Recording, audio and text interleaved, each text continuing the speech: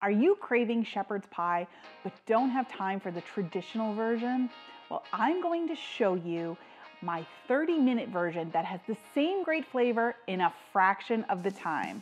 This shortened shepherd's pie recipe has everything you'd expect: tender meat and veggies with a rich, flavorful sauce and a cheesy mashed potato topping.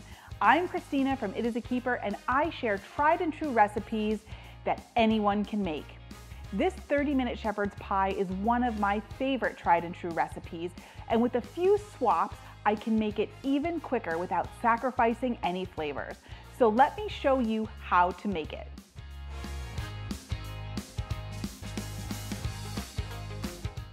Okay, so let's get started with our 30-minute shepherd's pie. I love this version because I love the flavors of shepherd's pie, but I don't always have an hour or so to make it. This shortened version allows me to make this delicious dinner after a busy day of working. So it's all made in one skillet. So you want to make sure you are using an oven-safe skillet. I'm using this great cast iron skillet, so I know it can go from the stovetop to the oven. But you want to make sure it's an oven-proof skillet. So here I have some vegetable oil that is just getting warmed up in the skillet. And to this, I'm going to add a pound of ground beef. Now, traditional shepherd's pie calls for ground lamb. We're going to use ground beef in this recipe. You can use either or, whichever you prefer. I'm also going to add some diced onions, get those all in, and some minced garlic. You guys know I love my garlic, so that's definitely going in there. And this is my all-time favorite garlic press. I love how easy it is. And I'll show you the best part about it that's different than traditional garlic presses. This part comes up so you can easily pull out that pulp and set it aside. Best part about this thing. All right, and we'll have one more clove going in there.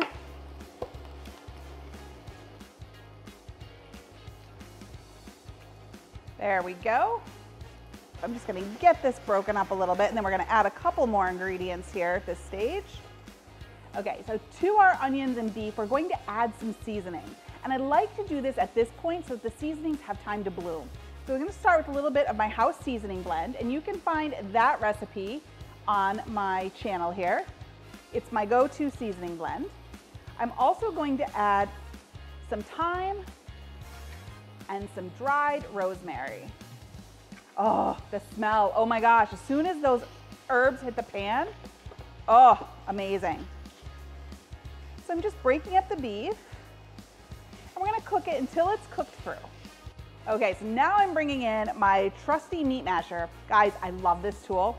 It's great for breaking up things like ground beef in a skillet into bite-sized pieces. You just get in there and you mash and twist,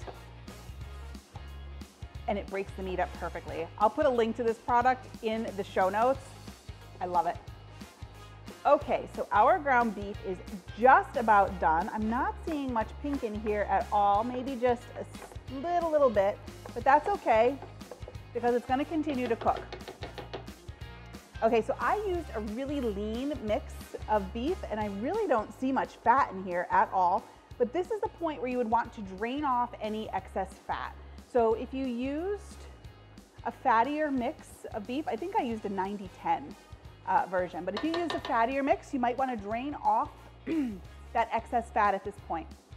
So while the skillet is still on, I'm going to add some flour, and this is going to help thicken our sauce. And just stir that in. Look at how nice those crumbles are. That's from that meat masher. That does such a great job. I'm gonna get that flour stirred into our meat, and the flour will soak up some of that fat, and it's gonna help make a roux, which thickens our sauce nicely.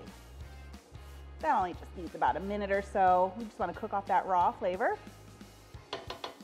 Okay, and to this we're going to add some tomato paste. Now this isn't going to make it overly tomato-y, it's just gonna add that umami flavor that we're looking for. And then to beef that up even more, get it, beef that up, bad pun. We're gonna add a little bit of Worcestershire sauce. And then to get our sauce going, some beef broth. I'm just gonna get that all stirred in, breaking up that tomato paste, scraping up any brown bits from the bottom, because that's where the flavor is.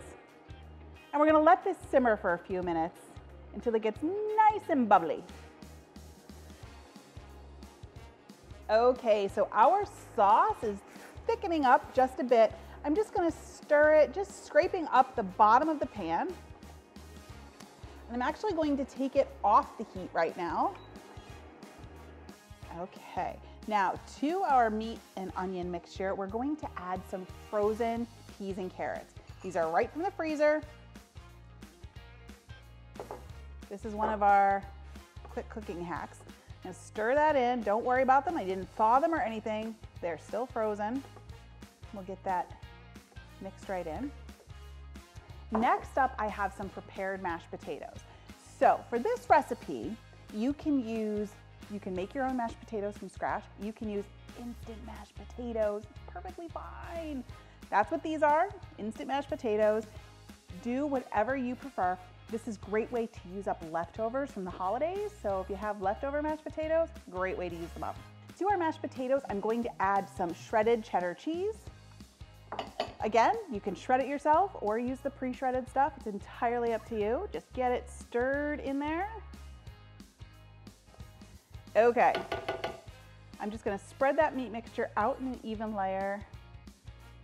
Get all the onions down off the sides of the pan. You guys, this smells amazing. So good. Okay, now we're going to plop our mashed potatoes, technical term there. You can already see that cheese starting to melt. This is about 4 cups of mashed potatoes. And then just using my spatula, I'm just going to spread it all over the top. Got a little bit of the ground beef mixed up in there. That's all right. This is one of those rustic dishes. It's okay. It doesn't need to be absolutely perfect.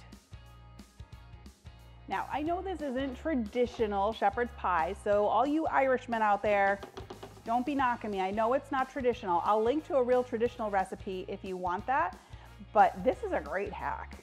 Okay, I'm just kind of texturizing the top so it has some room to, just so we get some peaks and valleys there, so when we put it in the oven, it gets nice and crispy on top. So that's what we're gonna do next. We are going to transfer this entire thing to the oven for about 15 minutes or so until those mashed potatoes start to crisp up and brown a little bit on top and that cheese melts and everything comes together into one delicious bite. So I'm gonna pop it in the oven and then we'll come back and give it a try. Okay, our shepherd's pie is done. 30 minutes, guys, start to finish. This was super, super simple. I'm going to dive in because the smell is incredible. So I'm gonna take a scoop off of the side here. Just look at that lovely beefy filling. I want a little bit of everything. All comes together, the gravy, the beef, the vegetables, the cheesy mashed potatoes.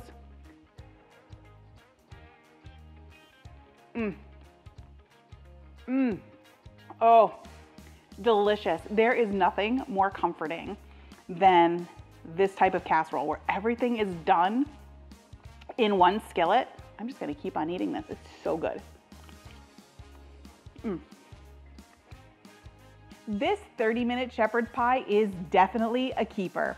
What's your favorite one-pot meal? Let me know in the comments section below. And if you want another one of my favorite skillet recipes, make sure you check out my BLT pasta.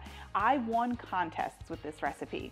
Thanks for watching. You can get the full printable recipe in the video description below. I'll see you next time. Bye.